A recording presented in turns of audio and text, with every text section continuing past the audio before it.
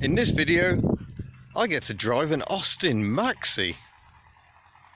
Hurrah!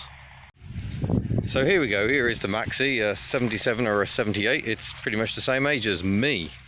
Quite notorious for the styling, which is a little plain perhaps, but you can see the family resemblance with a Mini Clubman. Very much same indicators, same headlamp and grille design. So let's start off with inside the Maxi, and I will just straighten the steering wheel so it looks neater. I should have done that before recording really, but hey, this is HUBNUT. So here is the interior of the Maxi, and as you can see it's very stark, but you have got the lovely face level vents. They're excellent, and I think you can just turn them off by turning them around, or maybe you can only aim them in different places. But yeah, beautiful to have some fresh air ventilation. I like the fact they decided some extra switches were needed. We've got a mystery switch, heated rear window, hazard warning lights. Isn't that just lovely? So we've got a single column stalk. There's a lamp switch, very similar to what you get in an Invacar, and the wipers, washers, heater blower. No stereo it would seem, but there is a glove box on this timber dashboard, also a nodding dog. But see what I mean about lots of space here in the front.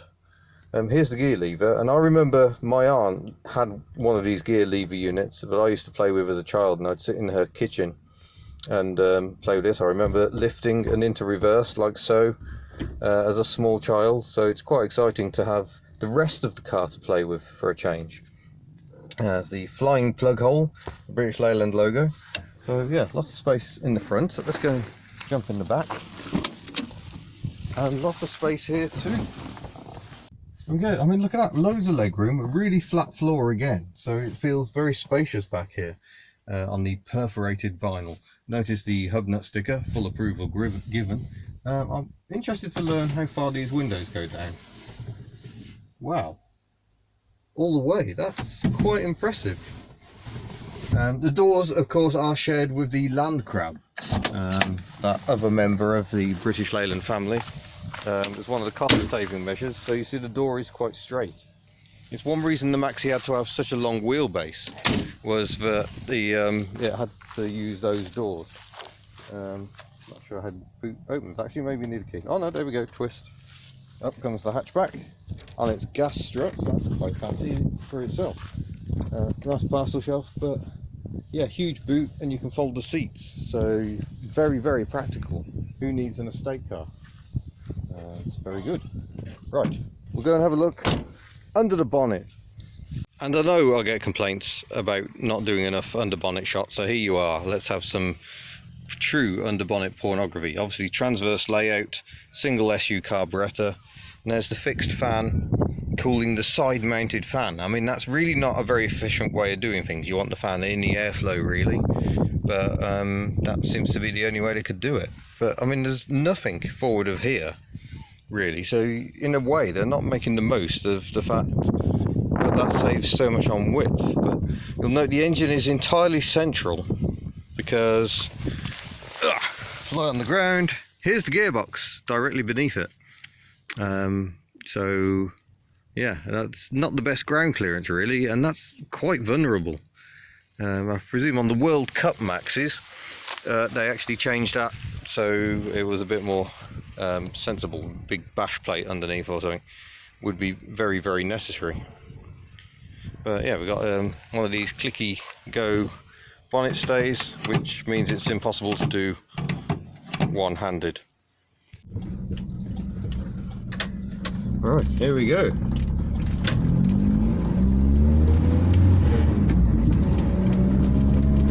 So after the success of the Montego video, which you seem to have lapped up, I'm here aboard an Austin Maxi. I think this is a late 70s example. It's done 39,002 miles, and it's in quite lovely condition. Belongs to some friends of mine on the Auto Shop forum, unsurprisingly. And it's the first time I've driven a Maxi for years. And it's kind of a reminder of how pleasant the Maxi actually is to drive. These later ones with the better gear change, they were notoriously ropey at first. Yeah, really quite nice. And this road's deeply uneven, so it's a good test for the hydrolastic suspension. I think this is hydrolastic. They changed the later Maxis to hydrogas, which was an improved version of Dr. Alex Moulton's displacer-esque suspension. Dr. Alex Moulton, very inspired by Citroën, but he wanted to do a similar suspension system that didn't rely on an engine-powered pump. So the problem being that with hydrolastic, you have to pump it up manually with a machine if you need extra power. Oh, a BMW has just stopped for me. How good is that?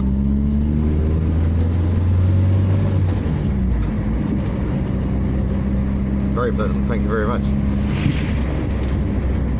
Try not to run the pedestrians and their dog over, thank you very much. So this is a 1750, which was the, you know, the powerful Maxi. Although you could get a twin carb version, this isn't that. So this merely has enough power. And 5-speed gearbox and a hatchback. Pretty unusual for when the Maxi was launched in 1969. But what really let the Maxi down was the styling, because the chief engineer at BMC was a certain Alec Izagonis, the man behind the Morris Minor and the Mini, a man with a great reputation.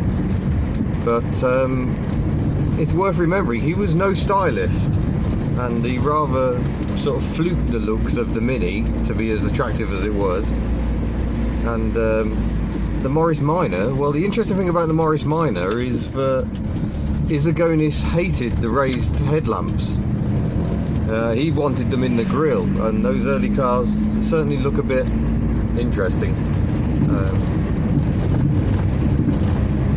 But the Maxi was commercially a disaster, and I think that's largely because of the looks, allied to a bit of typical British Leyland non-reliability. So all a bit of a shame, because this was a class-leading car. The only car that really could match it was the Renault 16. If you wanted a practical family hatchback, there just wasn't anything else of that size. And some British buyers would have found that a bit off-putting. They wanted a conventional saloon, preferably with a sort of a live rear axle out of a cart.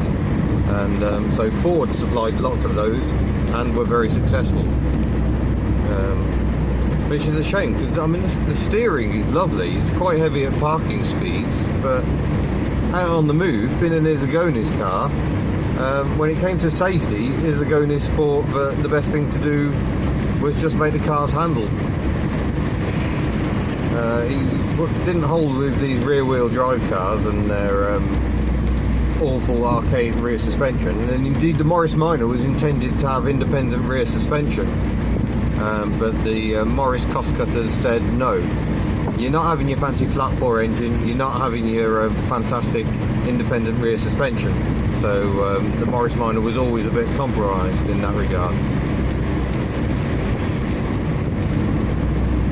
Right, we're going to take her out on an open bit of road. I apologise for the really poor camera angle. My phone is currently cable tied to the sun visor, purely because I don't have a decent phone mount. The one in Took, because this is still the Festival of the Unexceptional weekend, that one is, well, it's not really working, is it? That one has glued itself to the windscreen permanently, I feel, and it doesn't want to come off. I need a nice, decent, simple car mount. Right, here we go, open road.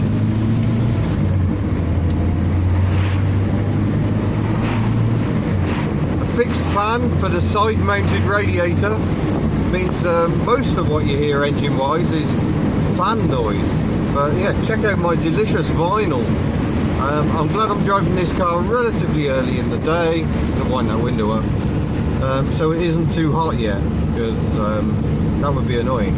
But what I love, I've just wound the window up, I can still feel plenty of fresh air. There are fresh air vents at the end of the dashboard, and that's something I miss in modern cars, this complete lack of any fresh air ventilation.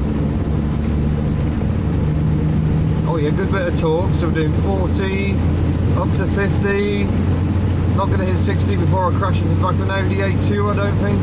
What an ugly car. No, it's 60.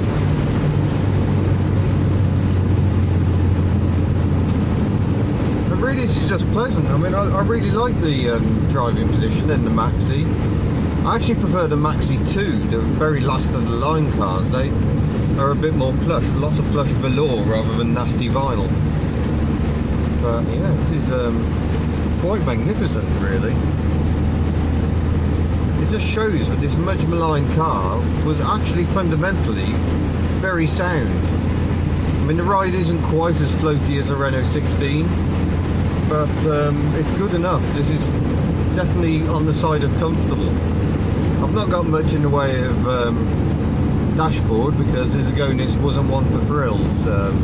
So I've just got a few buttons for things like the wipers and the screen wash and the lights. The same light switch out of Took, and same wiper switch indeed, Took the Invacar. And there's a heater which probably doesn't amount to very much. I turned the blower motor on earlier and it didn't do an awful lot, because the British, even though Britain is a country where you need a really good heater fan, they didn't seem to believe in fitting them. There is a manual choke. Does it actually come out and stay out? It almost does. That's quite impressive. Cigarette lighter, luxury, but no rear wiper for my tailgate. I find that a little bit disappointing.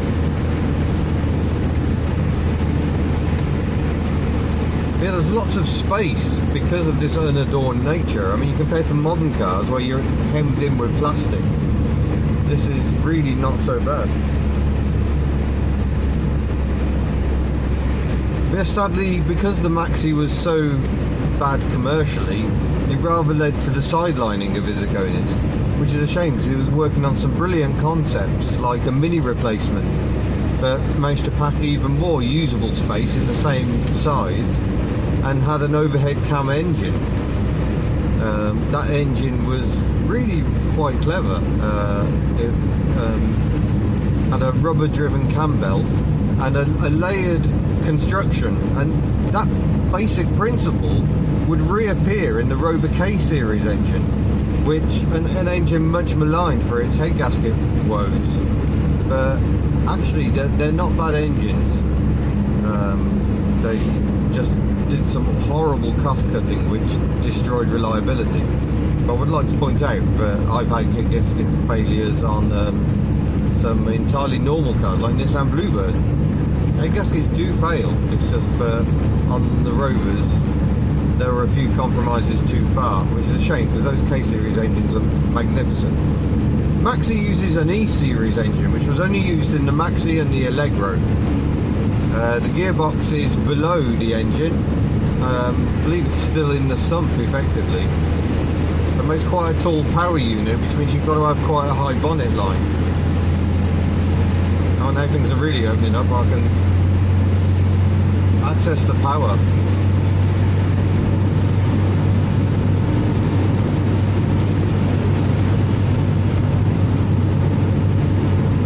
Doing 55, 60 miles an hour at the moment.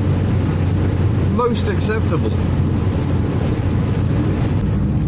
Gear change is a lot better than a Dacia 1310. I can definitely say that most comfortably.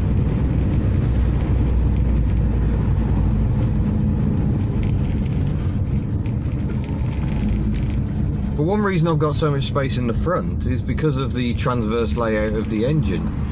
I'm not fighting for space with an engine intruding into the passenger area, and no gearbox of course, so the floor is fairly flat. There's a slight hump in the middle, which might be more to do with strength than any need to cover anything, but it does give the gear linkage somewhere to go, I suppose. Really bad roundabout here. Here are clonks. One of the inner ball joints is a bit on the worn side, but